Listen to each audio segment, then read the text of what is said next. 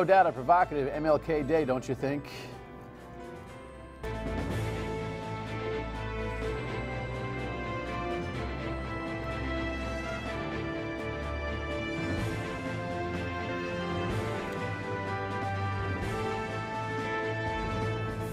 The Dan Yorke State of Mind program is brought to you in part by Lookout Rhode Island and Taco Comfort Solutions.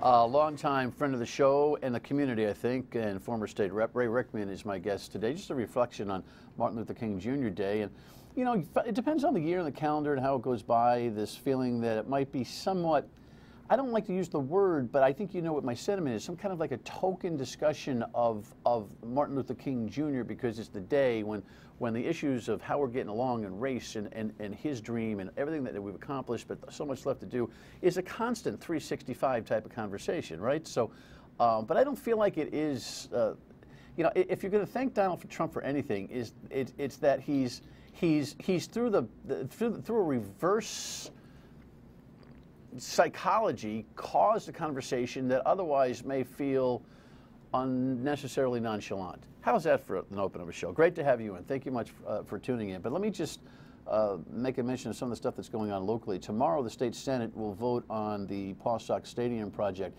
Here's a headline from last week where Speaker Mattiello reportedly suggests to, well, let's put it this way. The communication between the reporter and the headline writer, I don't think was very good, because nowhere in the story that the Providence Journal put on its front page on Friday does it indicate specifically that Speaker Mattiello is looking for a referendum on the Paw Sox. When I pressed his office about the headline that was attached to the story about him wanting to get a pulse of the public, they did say that it's something that he's open to. I've never seen such a rope-a-dope. I've never seen such a passive, not even aggressive, just a passive disposition by the Speaker. I've never seen such paralysis. I've never seen such gamemanship on the backside. I've never seen such maneuvering going on, unbeknownst to you. While you think this is all just a pulse of the public thing, there's stuff going on at the State House about this that I think eventually will come out on the record. But I will tell you, a lot of it has to do with District 15 survival, meaning the race for 2018, and his opponent Steve Frias, who was 86 votes short and who's like one of the lead voices against this Paw Sox Stadium. And the projection that 2 out of 3 people in his district and across the state vehemently oppose any kind of public financing for the Paw Sox. There's not a single poll that reflects that reality when people are informed about what our current state is with the stadium. I keep telling you that. I wish you would do that homework as a constituent. Interestingly enough, the guy who shuttled this through the Senate, the finance chair, Bill Connolly, he's in the news reacting to that. We have a headline here that we can post, and I paraphrase his commentary, which is, listen, we've got to lead.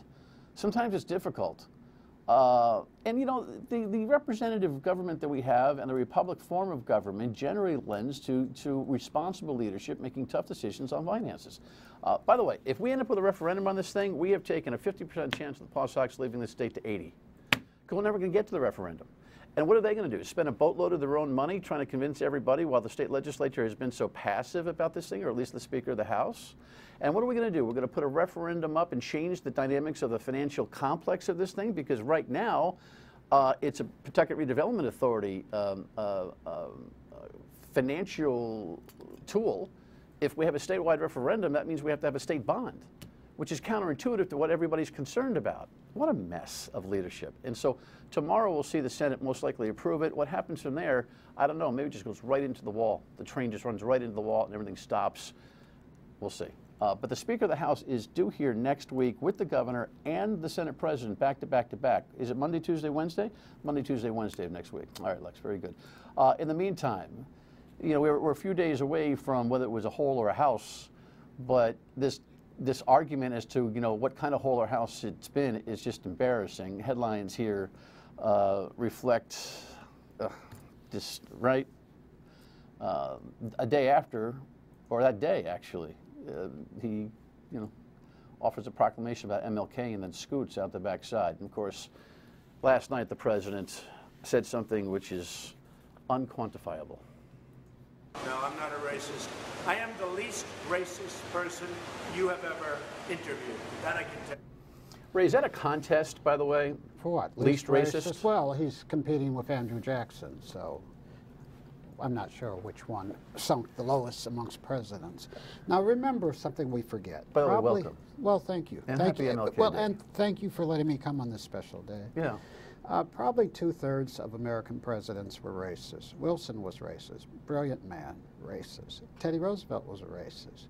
And by racist, if you ask them, they would say, I don't like black people, I don't like Mexicans, they're subhuman. They'd actually say that. So, and then you have complexities. Washington never said anything racist, but he was a slaveholder. So it gets to be a messy business. This president, we haven't had one in Hoover. We haven't had a president who officially didn't like black people, didn't like brown people since Hoover.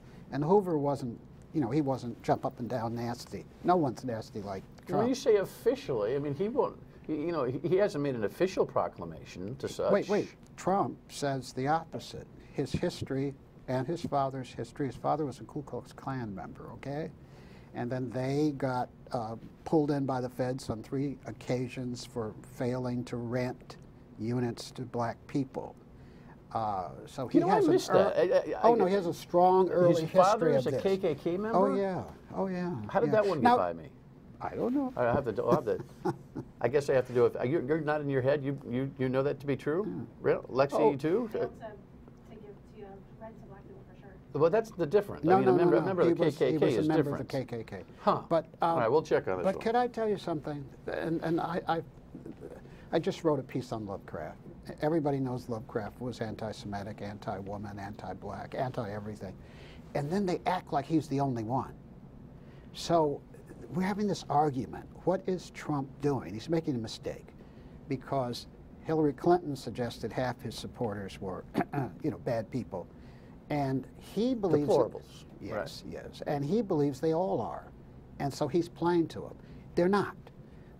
I am absolutely convinced the majority of people who supported Trump supported him because they're tired of the political system, they're tired of being neglected. They did not support him because they're racist. And so he has a misunderstanding. His poll numbers are just going to keep going because these white women in the suburbs of Detroit who voted for him are not bona fide racists. So he's making a horrible mistake, horrible. But can I tell you, he dog whistles all day long. He has the Native American folks there to honor them for their work in World War II, all these 80-plus-year-old men. And he poses them in front of Andrew Jackson's painting, and then he badmouths Senator Warren in the process. These can't all be mistakes. Yeah. But he's ill-informed. Again, you said something wonderful. This gives us a chance to talk. So I know 10 Haitians very well, one of the best writers in America, 4 national journalists, just people come in all types, no matter where they come from. And with immigrants, the majority of them have strength and character, never mind how educated they are. That's how you get halfway across the world, from India or Nigeria or Bulgaria to the United States. You want something for yourself and family. These people have character, and the vast majority of them. And why he can't see that? He'll bargain it down to the idea, and those who support him, even the despicable defense that my friend Joe Trillo offered last week. And by the way, I mentioned this, and Joe can come here. He's often a guest. I thought he ended his gubernatorial candidacy last week with the advocacy for Trump in this particular news cycle. It just, this notion that, you don't understand. This is an economic conversation, and those people from those countries are unable to contribute to this economy, and that's what it's all about. It has nothing to do with who they are and what their skin color is, and that they're not educated and the like, with no research as to what the actual prorated graduation or degree attainability that so many people in so many of these countries targeted have actually achieved, actually passed the success rate of America, by the way. If your viewers go online and look at Lagos, Nigeria, they will be surprised what an urban environment it is. The average Nigerian speaks 5 languages. The average American speaks 1. And I may be exaggerating. I don't want to demean us as a people. But we are not a perfect lot, which is this Donald Trump concept. So we're all perfect, and these imperfect people want to show up here. And it's a very bad concept where you get this idea that you and only you are special. I think they missed that class I went to. All right, when we come back, we got to talk about how the day itself meshes with this presidency. I don't even know how to define it or quantify it or figure it out. We'll be right back.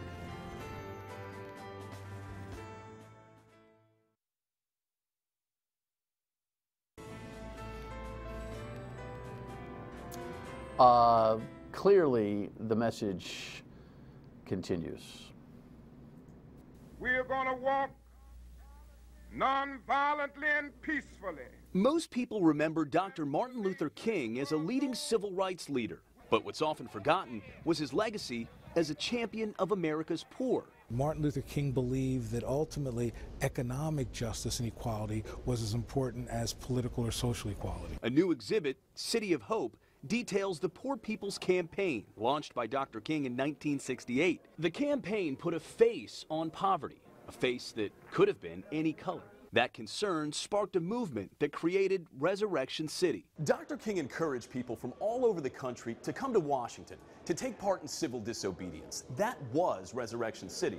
Now, clearly, it didn't end poverty, but it did shine a spotlight on it, providing a moment where the despair of America's poor could be seen. I will give my full time to the campaign, and most of that time will be spent in Washington.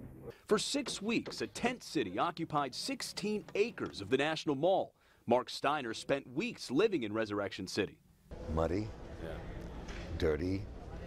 It was intense, but it was the camaraderie, the brotherhood and sisterhood inside was just amazing. The Poor People's Campaign got lost during a tumultuous year in America. It was 1968. Dr. King and Robert F. Kennedy were both assassinated. Dr. King's death sparked race riots nationwide.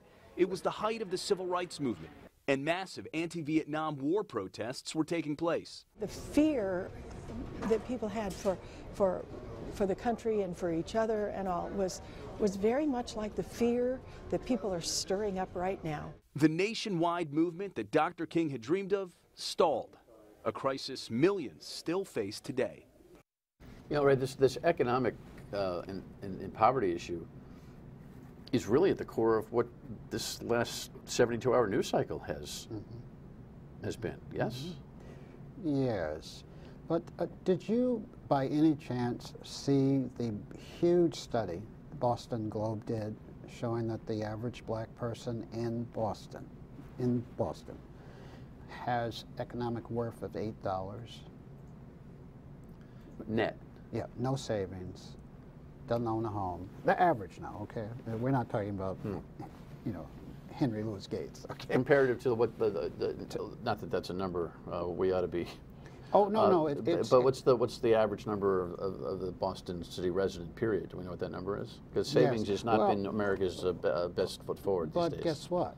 If you have a house worth $500,000, right, and then you have a pension, and you have a son who's a medical doctor, you're not in trouble. And the majority of black people do not have this, and then they're working for $14 an hour. The average white person is, you know, working for 27 bucks an hour or something. So you can live better for the moment, but if you get in any trouble, and the Globe says this, you get in any trouble, you have nothing to fall back on. Nothing. So that's one of the problems, this whole tax thing we just went through. You know, in any other country, Norway, the tax break would be given to the poor if we were going to do that. And it just didn't happen. No, I think there is so... Well, the marketing of it is that everybody gets a little bit of something, Guess what? If someone's giving away something, give me mine directly. Well, here's the thing. If you don't pay, that person who's got an $8 net worth probably isn't paying a lot of federal taxes. Well, the bottom 25% are not. Right. So it's hard to give tax breaks to people who aren't paying taxes. No, we do that. Child, there are two sets in which you can do that. Now, we've had this argument, I've had this argument before. You can do anything you want. The federal government can find a new way of doing it. We used to not have Social Security. We used to not have Medicaid. So I never buy that argument, what we don't do, because we could do it. This country should be ashamed of itself. 10% of folks are hungry. 3% are homeless or on the verge of homelessness in the richest country in the world. I sat next to a man the other day worth $7 billion. And I said to myself, I didn't say it to him, not that I'm shy, what do you need $7 billion for? If I had $7 billion, when I go back on Uber, I'd be throwing it out the window. And when I get into Providence with the 12 homeless people, I'd be buying them a house. I'm not joking.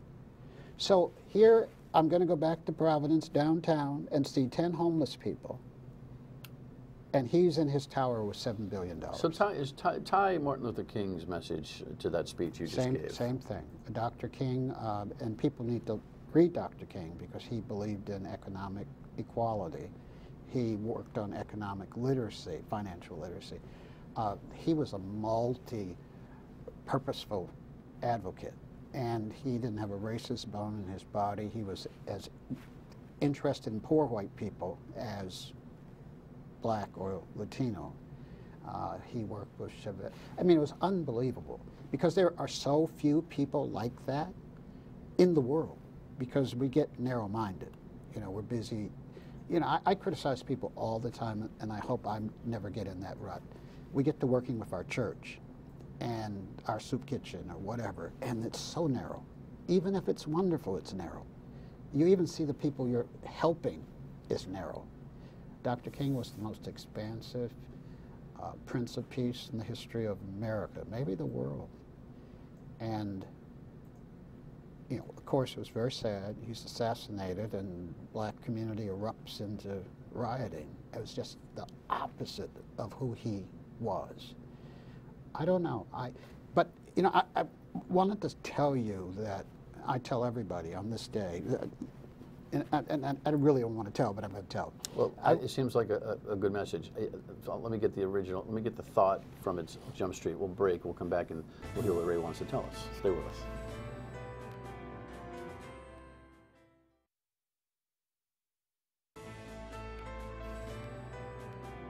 I have a dream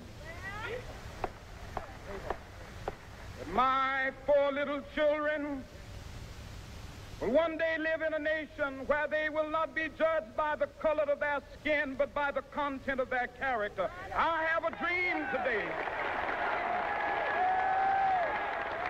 When we allow freedom ring, when we let it ring from every village and every hamlet, from every state and every city, we will be able to speed up that day when all of God's children, black men and white men, Jews and Gentiles, Protestants and Catholics, will be able to join hands and sing in the words of the old Negro spiritual, free at last, free at last, thank God Almighty, we are free at last.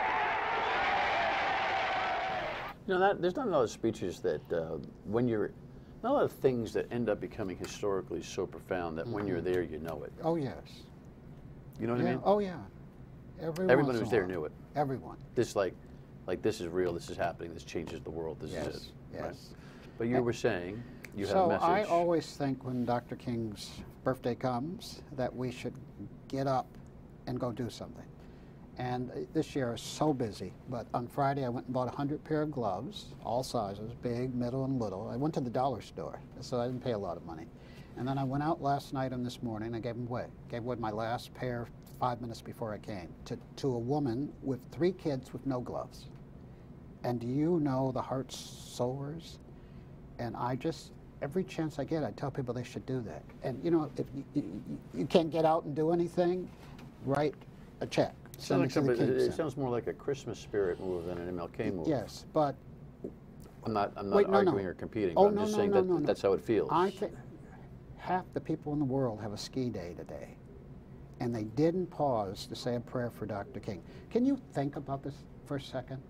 He's assassinated and 4 small children in Coretta at home. And then 2/3 of Americans, which they don't acknowledge, do you know the old Yankee law firms? on the accountant firms that no Italian American in the world could get a job at when the civil rights laws passed. The very first people to benefit from the civil rights laws are white, and then white women, and then blacks and Mexicans following up the rear.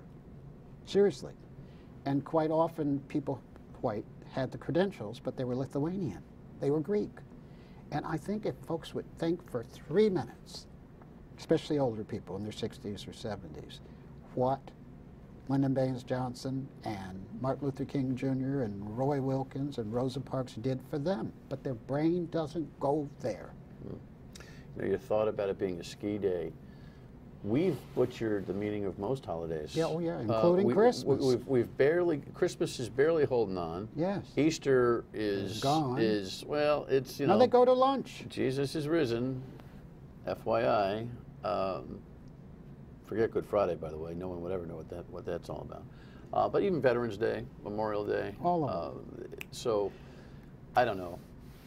Well, you do know. It's a nation in which people are self, and there's too much of it. And you want to have fun and go skiing. And I say, fine. But on your way back, stop at Crossroads and give them a $10 check if you spent a lot of ski money. And if you didn't, give them $100. And not only do you help, but it will lift your soul. When I do workshops on racism, I tell folks, forget the people of color that I'm trying to benefit. Benefit yourself.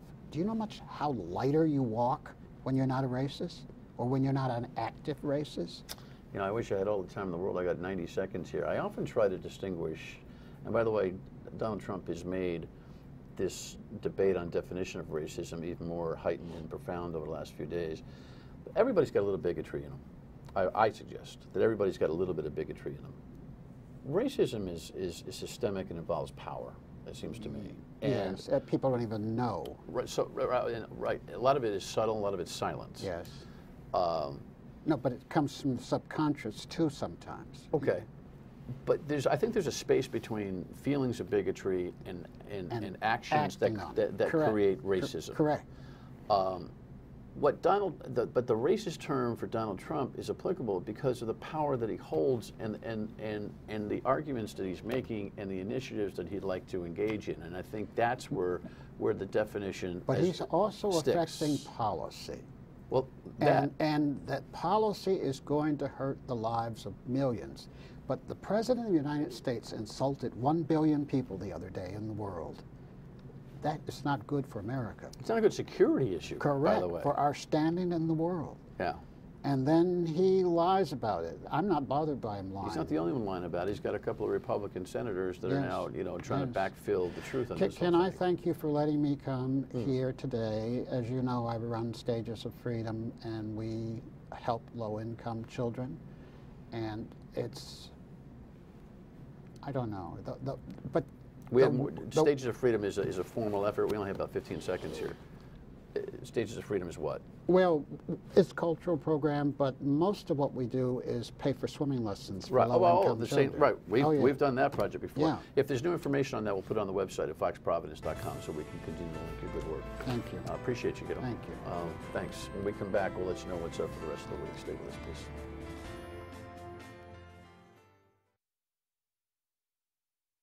A new announcement for governor. We're going to chase that down next week, and a couple of other candidates as well over the course of the week. Don't forget, weekdays 3 to 6 on WPRO. Check us out. Give us a ring. Tell us what you're thinking. Have a great night. Thanks for watching.